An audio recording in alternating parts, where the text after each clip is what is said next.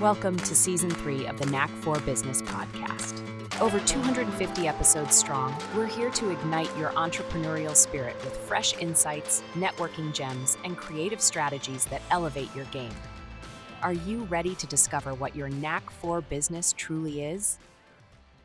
Your hosts are Bernie Franzgrote from Creative Insight and Wayne Pratt from Motivate You, Inc. Today's topic is turning great ideas into smart impact. Podcast co-ops for smart entrepreneurs. Are you struggling to find your voice and connect with your audience? Our guest today is Carl Richards. With over 25 years of experience behind the mic, on stage, and on global platforms, Carl Richards knows how to captivate and influence. He, as a 3 times best-selling author, TEDx speaker, and host of the Speaking podcast, Carl has mastered the art of communication. He's also the founder and CEO of Podcast Solutions Made Simple, where he helps entrepreneurs launch standout podcasts and amplify their message, build authority, drive business growth. Ready to turn your ideas into a thriving, profitable podcast? Let Carl guide you to success. Carl, welcome back. And do you have a favorite quote or saying, sir? Oh, it's a thrill to be here. Can my favorite quote be, "I'm blessed to be back on the show"? Is that? I would say one of my favorite quotes would be, and not that I'm a huge Star Wars fanatic or anything, but I would say one of my favorite quotes is "Do or do not. There is no try."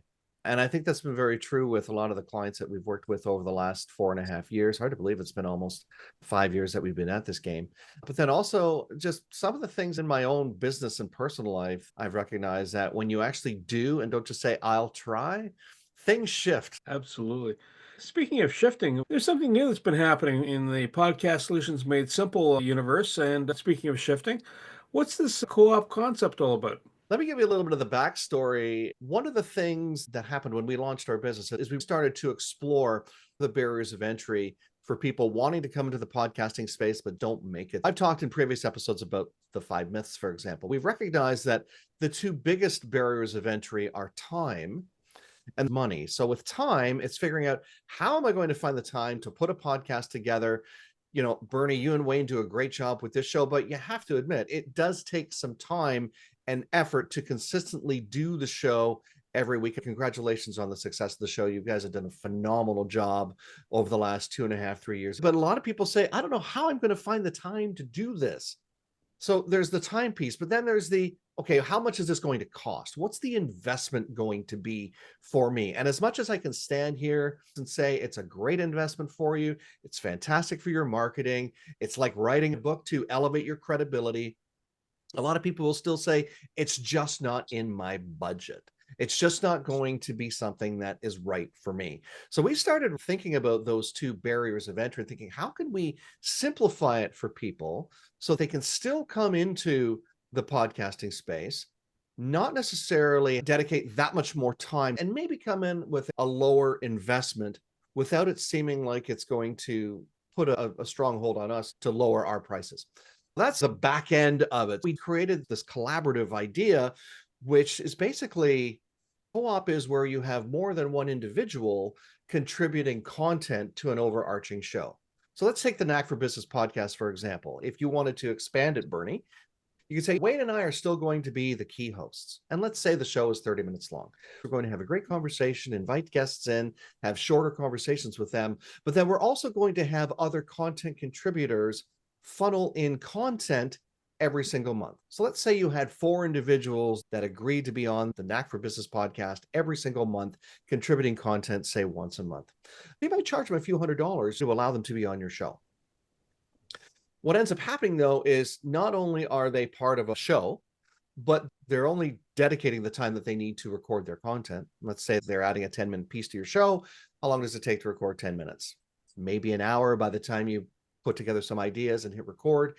And then there's the marketing piece. Now it's not only Bernie and Wayne promoting the show, it's Bernie and Wayne and all of their co-op partners promoting the show as well. So that's how we came up with the idea. It's a lower barrier of entry. It really makes it easy for people to come in, get their content out there, not have to find that extra 10, 15, 20 hours in their month to do it, but then also keeps the investment low so they can at least get their feet wet with podcasting. And then at some point down the line, they might choose branch off and do their own show.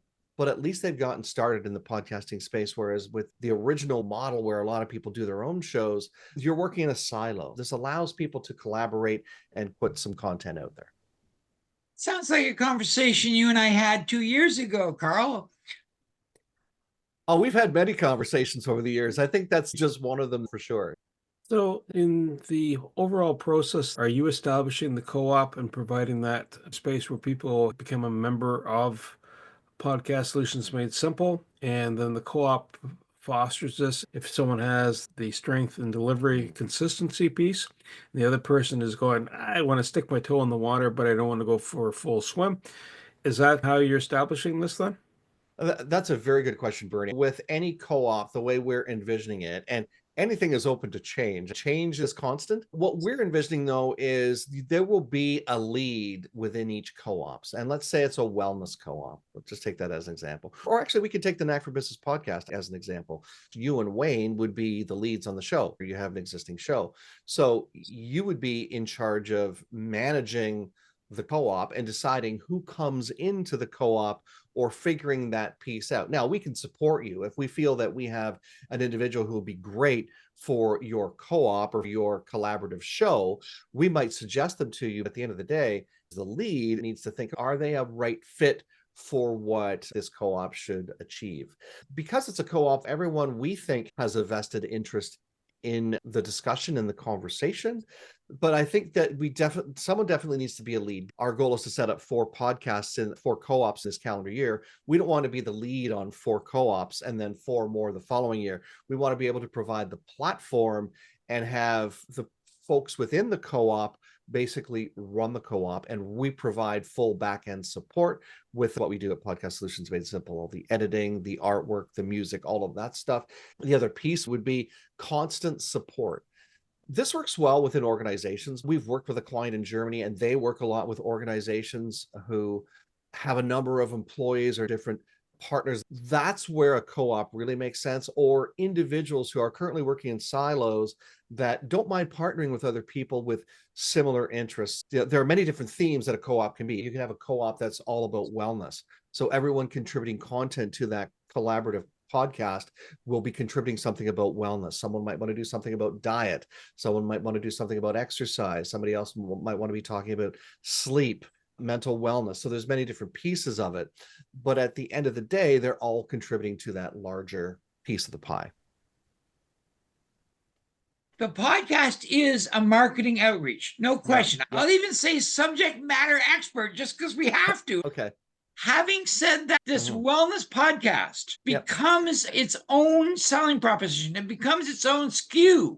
Yep. How do you market a SKU so that the product becomes more known? How this works from a marketing perspective is, rather than just Wayne and Bernie marketing the XYZ wellness show, you have Wayne and Bernie and any number of other collaborative partners who are part of the marketing solution. So you're marketing it in your network, and so are the other partners. So I have another expert that comes in and be part of this co-op program, and the cost is $200. Is that just to cover the cost for the podcast production and the push, or is there something else? What are the expectations around that $200 if it's $200? Okay, so your investment is definitely in the way it works is any one of our packages you can fit a co-op into, right? So if your investment dollars allow for a $36,000 co-op, anyone who's funneling their investment into the co-op means they're a part of a podcast, which is a marketing tool. It's covering all of the editing, the back-end work, audiograms, video clips, reels, and things like that. The marketing piece itself becomes the responsibility of the individual people within the co-op. So I have a network, Bernie has a network, Tony Jennis has a network, we all have networks. We're all going to be promoting the fact that this is our show. So we're not creating a marketing plan or a marketing strategy. We will strategize probably more than we usually do because the individual partners will need to know how to get the word out. Another way I can frame it, one of the nice things about a co-op Wayne, and Bernie for that matter, is it's a collaborative effort. Everything about it is a collaborative effort. Even though you have a lead on it, you still have a collaboration. So everyone's funneling their piece of content. That's the investment, much like you would have. Here's a really good example. You've heard of these partnerships where people will co-author a book together. You might have 10, 15, 20 authors contributing their content for a book, maybe that one chapter. So their investment is to be in that book. An individual investment for the co-op is to be on this podcast sharing your content. It's a pay-to-play model. You get the back-end support, editing, you get the production, you get the artwork, you get all of those things. You do get some marketing strategy. We work with people to help do that anyways. But the other thing that you get is you get the support of the other people within the co-op, as well as your own people who will be promoting the show. So when I say that podcasting is its own marketing tool, yes, that's true. But you now have all these other marketing engines, the people within the co-op who are sharing the show through their networks while you're also doing the same thing, which builds your audience, credibility, reputation, and ultimately builds business because you're all sharing in this together. That's what I think is different about it, as opposed to individual podcasts that tend to work in a silo where it's all about me and what I do. It's okay, we're all part of this together, like multiple authors in a book. We're all going to share in the building of the content. We're going to share in the success of how that podcast comes together and grows as we continue to pump out content. Two things pop up in my head as you describe that process, and it sounds like a good game plan. Wayne and I have been doing this. We're well over 250 podcasts recorded. If I think back to podcast 1 and 2, it's not that we were shaky. We, under your guidance and tutelage, Carl, we shaped ourselves in a good thing.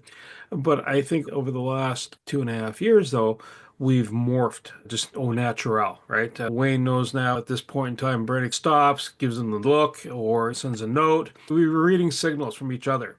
There's a harmonization that happens. So when you're having a co-op, do you anticipate that harmonization piece to happen pretty quickly? Or is it literally, here's Wayne and Bertie talking, and then you have this other person coming in and they plug in? How do you see that framework happening? Are there different models of that? Bernie and Wayne talk to somebody for a bit, and then we have Carl come in, and Carl goes, hey, subject change. That's a very good question. I'm glad you shared that with podcasting. There are no rules. There's no set format. Here's how podcasting is done. I attune a co-op similar to those magazine style shows we've seen on television and radio over the years, where you have an overarching host, and then you have those content contributors. To answer your question, Bernie, it could start out with you and Wayne doing what you typically do. It might be a shorter piece, maybe not. We try to plan it around being a 30-minute show, but it can be as long as you want it to be. That's a semantic you can decide as the leads or even as a collaborative for how many people you want contributing weekly or monthly. But let's say you and Wayne are doing the overarching introduction. Hey, welcome to the Knack for Business podcast. It's a collaboration of thought leaders, business owners, entrepreneurs. We're so glad you're here with us today. Wayne and Bernie do their thing. And then they say, now let's hear from Carl Richards, one of our regular contributors. He's going to talk about a brand new product in the podcasting space. Boom. You throw it to me, so to speak. And when I say throw to, there is no throw to. I've already sent you my 10 minutes of content. Maybe I've already even edited it for you to make your life easier. So you just plop it in there and you go, oh, there's my piece. And then you and Bernie can come off, if you want. You and Wayne can come off the mics and say, hey, thanks, Carl. That was fantastic information. Wayne, what did you think? Wayne, then you can say, okay, great. Let's hear from Tony. Tony is one of our colleagues in our space. He's going to share something inspirational, and then you're on to the next thing. You can structure it that way. You can have everybody in the room together. I think everybody in the room together or on a Zoom together is a little bit more complicated with various time zones. But if you structure it where you guys take the lead and plug in the other sections as necessary, I think it makes for an interesting, smooth delivery, and you don't necessarily have to have every single piece figured out. 60 Minutes is a good example. Andy Rooney would always do his little piece, and everyone would say, here's Andy Rooney with his quirky thing. You didn't necessarily know what Andy Rooney was going to be talking about that week, but he had his 10 minutes or whatever it was time to cover that piece. There's an example of how it can work for podcast co-op contributors sharing their content. You guys having the opportunity to feature them and take advantage of their expertise, but then also them having the opportunity to be a part of a larger collaborative. I love the concept of podcasts being monetized. We all hear Carl Rogan and a couple of those, and it doesn't really fit to most of us. But how does this collegial environment attract advertisers better than silos? Sure. I'm glad you said that, Wayne. I really want to change your mind about monetization and sponsors and dollars, because podcasting is a different entity. If we try and make a collaborative or a co-op, if we try and pilot sponsorship dollars or advertising into it the way we've done with radio and television and print, it's going to take a lot of effort to do that. The collaboration piece itself allows us to do things like build communities, have bonus content, have external events, going beyond the podcast itself and thinking creatively, how do we bring in more awareness or attention to what we do and monetize that, instead of how do we get another person or another entity in to sponsor us, like a bank or a think tank. One of the nice things about a co-op is you never know when you might come across somebody who wants to be a silent partner or play a smaller role. They might want to have, instead of their 10 minutes of fame once a month, they might say, you know what, I am super busy. I don't have the time, but I do have some dollars. Mention my name. And you know what, once a month, I wouldn't mind having a 2-minute segment where I give my 2 minutes of inspiration or my message.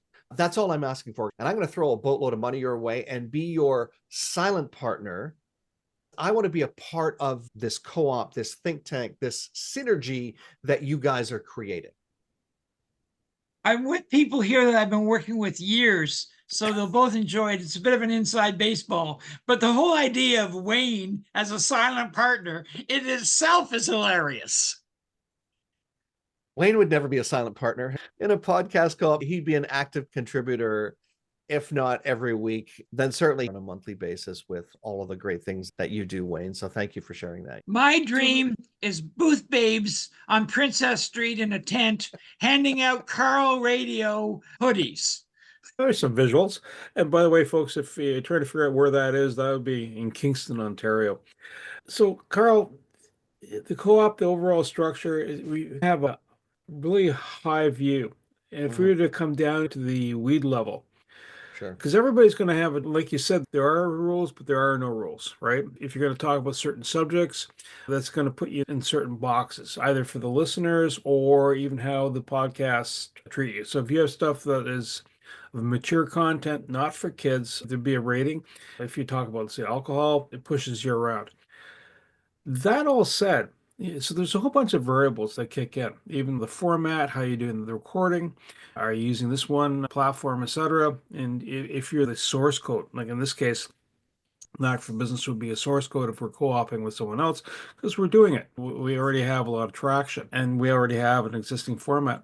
How do you foresee the interconnection with people, even if they're starting out? So listen, I want to rock this boat and I want to make it happen. And I got the go. How do you help them structure that shape so that they have some sort of shape? It's going to evolve, obviously, but structure that so that here's format 1, 2, or 3, whatever the case might be. That's a very good question. Even though there are no rules, we've come up with some guidelines that make it easier for people. We're happy to sit down with an individual and share an idea for a concept.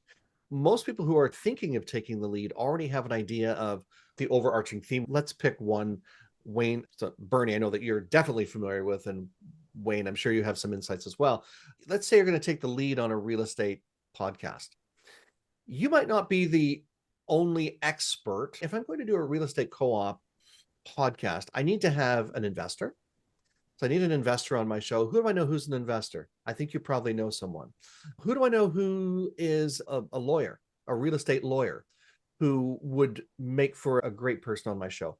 Who do I know who is a lender or has some advice in that area? Who's a land developer? So I would say, let's make that list. And then you can figure out, is your co-op going to be you and 4 other people? Is your co-op going to be you and 8 other people? Mathematically, if you have yourself and 2 other people in each episode. There is some structure, and we can certainly help you figure that out. We can also help you figure out, okay, how is this going to work out dollar-wise? And is there room for, or should we be looking at, a silent partner? There are no rules within the podcasting space. And because we're thinking of this as a magazine style show, several authors in a book, we already know with several authors in a book, there's usually a foreword or a part that is contributed by somebody else than the individual chapters. So what for a podcast co-op would be different? Will there be somebody who every week or once a month has their inspirational quote of the month? Or if they're talking about what's the word of the week, who is supporting or sponsoring the listener feedback, or what sometimes gets called the mailbag, old terms of when snail mail was read on the air for radio and television. So there's many different ways that you can structure it, and we can certainly help you do that. But I think the first thing is to think about, what would my co-op be about, or what type of co-op would I like to be a part of? How do I see myself contributing? Am I taking the lead, or am I the person that's maybe piloting in that 10 minutes of content every month? And then who else do I know that might be a great candidate for a co-op with me? Something that I think is a really amazing opportunity to have somebody like you on the show is people can record raw data. Let's say in an iPhone. They record their half an hour of babble on whatever topic they want. But most people don't know, and I'm with two people here that do know, how much it takes to turn that into a show. There's pre-roll, there's intros, there's extras, there may be music. Tell me about timelines and how you craft something from raw voice into a show. Yeah, there's a lot of moving parts to that for sure. How we do it, I can't give you all of my secrets, Wayne, not today. But certainly we have a team that does all of that. We have a team that, for example, works on the original music. We call it sonic branding. They work on that. They do nothing but work on sonic branding. By the way, Bernie, I'll just quickly mention, sonic branding is, we all know what a brand looks like: fonts, logos, colors. But what does your co-op sound like? That's one of the things we do, help people figure out, not just for co-ops, but for a regular podcast. What is your business, or what is your brand, or what does your co-op sound like?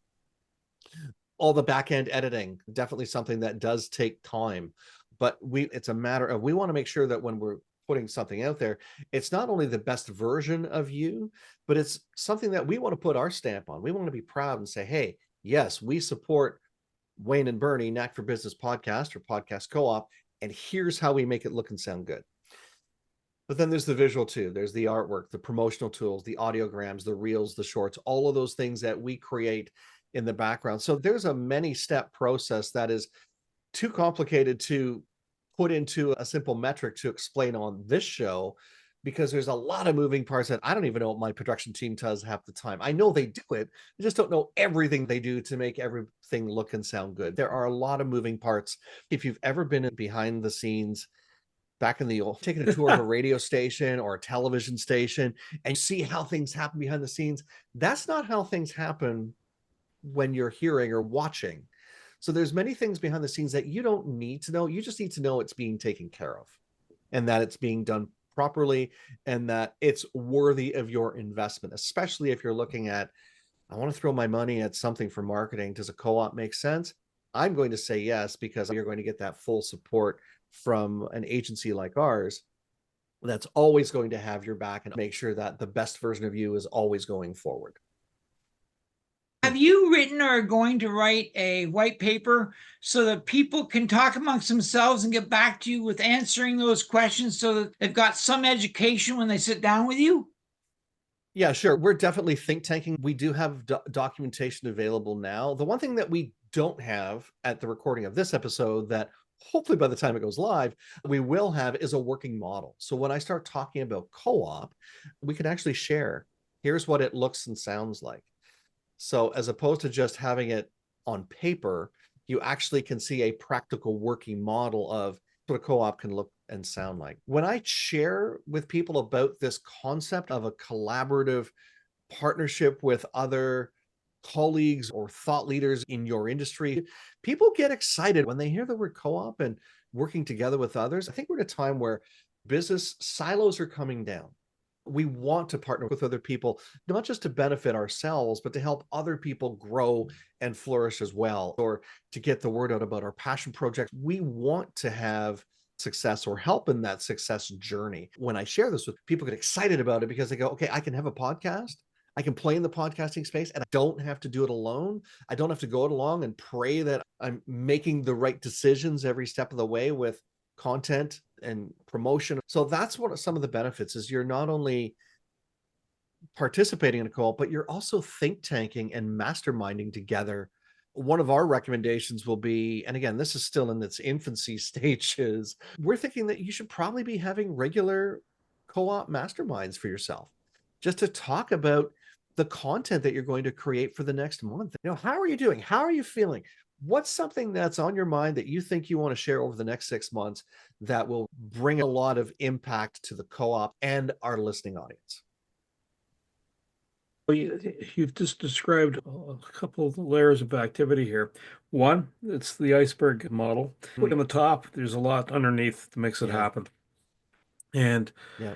I think part of that journey, even when you're formulating how should we shift this, the other layer you don't see is you have to build out a bit of a strategy. So if you're having a mastermind, or even when you're doing a co-op podcast, depending on how you structure it. In other words, you do the intro, someone does a 10-minute talk, and then you talk about the 10-minute talk. It's almost like having a panel coming in, right? Yeah. That's cool. To make this stuff flow and provide consistency as much as possible when you're bringing this together, especially if you're doing production, post-recording, what are the basics that you have to have for a kit? Because we'll use visuals. Like right now, I'm looking at the setup as I'm doing the recording. My primary is audio, but I'm also working on the visuals. And if it goes really well, I'll put it on YouTube and I'll use the audiogram. It'll have a visual part of it too, right? So I'll have that crafted. What are the basic things you want to have established other than the desire and the topic? Yeah. Desire and topic are great. I think this goes back to basics. What are some of the basic tools you need? Obviously, you need a computer. Because people are pressed for time, one of the things I'm noticing is a huge uptick in studios being created in various parts of the world. Podcasts are global, so wherever you're listening, there might not be a studio in your spot, but I know for a fact there are several being created in the Toronto area. I'm in Canada, as are you guys. I know there's a couple in Kingston, in the Ottawa area. You can go into that studio, rent an hour of studio time, and have your piece recorded there, and then pass it on. That certainly makes it easier. And by the way, studio time for an hour, it's going to vary depending on where you are. I've heard people charging as low as $50 an hour. So it's not a huge barrier for people who do not have the space or they don't want to invest in equipment. If you are looking at really having a quiet space to record and do some great content, you need a minimum, you need a microphone, you probably need a webcam. We're at a time where we're going to see more video podcasts. We can't dismiss audio, which is why you still need a really good microphone. It doesn't have to be like thousands of dollars, but certainly around that $100, $150 mark is a good entry level. Some decent lighting and a quiet spot to do that. Those are the basics. And I think because you're working on this co-op piece together, if you are stuck for ideas for content, we're there to help you. You'll probably have people within your co-op who will say, oh, you're contributing this. Here are some ideas that come to my mind immediately. If you guys have been in networking groups or masterminds where somebody in the room says, I don't know where to start, there's usually one or two people who will chime in and say, that starts those creative juices flowing. So the minimum from an equipment standpoint are microphone, a decent webcam. You don't have to spend a ton of money on it, some decent lighting, and a desire. You can rent a studio if you'd rather go that route, and be open to generating some ideas or bringing your existing content, your intellectual property forward in smaller, shorter, bite-sized pieces, that 7 to 10 minutes, so that you can be a part of that. I hope that answers the question you were jiving at. I think your collegial space is just sheer brilliance. Tell me about what 2026 looks like. Yeah, and I'm glad you shared that, because I think we're in a space where there is an evolution in the podcasting space. Not only are we seeing more videos pop up, but I think we're seeing more collaboration. We don't necessarily see it set up as a co-op model, but we're seeing co-hosts coming together, or 2 or 3 people or 4 people who are in mastermind groups coming together and doing a podcast. So we're already seeing it. We're not seeing this particular model, because when I mention it to people, even people who are actively listening to podcasts all the time, they say, as simple as this sounds, I don't see it. I don't hear it anywhere in any of the other shows I'm listening to. We hear co-hosts, we hear roundtable discussions or panels, but not the co-op model. So what I see is more content like this. I'd like to think I'm the trailblazer and catalyst that will have it moving forward. Our goal is to launch 4 podcast co-ops this year. We're more than open to launching more if there's a desire, if there's a need in the market for it. When that's successful, then we'll make a decision as to how many next year we want to launch. Do we want to stick with 4, or do we want to up it to 6 or 8, or even maybe 1 co-op per month, which sounds very ambitious, but when ideas start to flow and you have all these people partnering together, guess what? Magic happens, and the magic is get enough people together with an idea. That's where change really starts to happen. I see this type of content creation and content sharing or collaboration really starting to take more of the lead in the podcasting space as silos come down a little bit, as we already are doing more partnership together. In order to hit the ground running, how much should they put together to get into the meat of a launch? How much money should they put? You personally, Wayne, would be the founding father of a podcast co-op. I think you should be looking at it because there is a ton of support that you're going to get on the back end. Our package is $9,000 up to $20,000. That's the total, with a boatload of support built in. So you should be looking at, okay, if I'm somewhere in the middle, somewhere around that $15,000 mark, how many people do I need in that co-op to make it happen? And by the way, we've already run some of the numbers for that, whether it's a 4-person co-op with a lead, whether it's an 8-person co-op with a lead, whether it's a 4-person co-op with a lead and a silent partner. So we've already run some of those scenarios to know, here's the total, here's what we need, here's what the launch is worth, and then here's what the investment will be every month after that. And when you break it down, you can get that investment, because we're talking audio and video now, not just the audio platforms. You can get it to as low as $500 a month for a co-op, for a person to contribute every month. When you're talking to people who are already subject matter experts or thought leaders, say your investment for your marketing budget into a podcast co-op is $6,000 this year. Most people will say, is that all?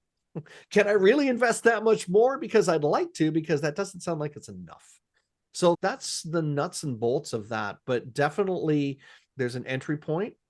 But when you do start to break it down, depending on the number of people you have in your co-op, we've already talked to individuals who are thinking of having a 12-person co-op with a lead, where their show would be, instead of it being a 30-minute show, it's going to be a 40-minute show. So a co-op can take many different forms. How many people do you want to work with? How many people do you think are going to be a part of this? It works very well with networking groups, because one of the things that networking groups do well is networking, but promotion and marketing is a piece that falls by the wayside.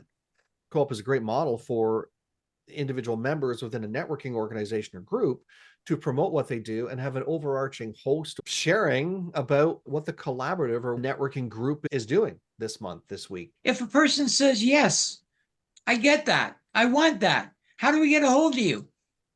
I am quite often bribed by beverages, but in all seriousness, I say that because both Wayne and Bernie and I have spent a lot of time together breaking bread and clanking glasses. Your professionalism and the opportunity to be on the show, I appreciate the support and the ability to think tank stuff over an adult beverage or meal. Best way to get a hold of me is podcastsolutionsmadesimple.com.